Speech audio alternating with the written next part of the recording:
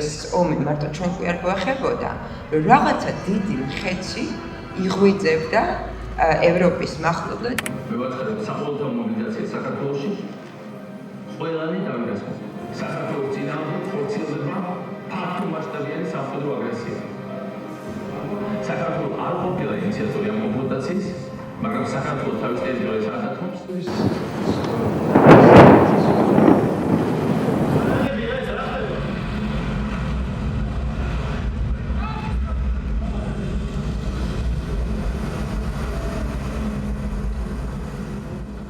ცოტა ფატალური ფილმი აღმოჩნდა, იდეა გაჩნდა 2007-ში, აი ამ 7 ნოემბრის მოვლენების მერე და უბრალოდ მინდოდა რომ გადამეღო, როგორ შეიძლება ხელისუფლება, ან არ შეიძლება ხელისუფლება გამოვიდეს რაღაცა უკიდურესი კრიზისიდან, რომელიც შეიქმნა.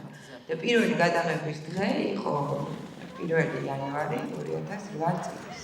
თუ რასაკვირველია არანაირი წარმოდგენა მაშინ არ მქონდა იმისა, რომ შეიძლება ეს გადაიზარდოს რუსეთსა და საქართველოს ომის შორის.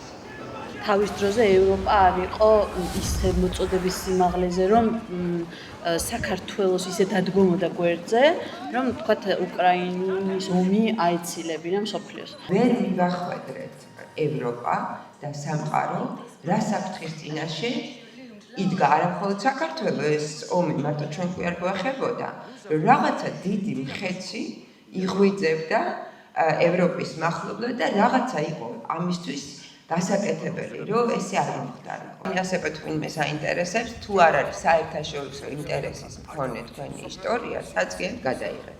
მაგრამ ეს თუ არ ახლავს, ძალიან ძნელია. ლოკალურს უნდა გაცდეს, კინოა თუ სხვა რამე რა. ხო. ძალიან დიდი მადლობა.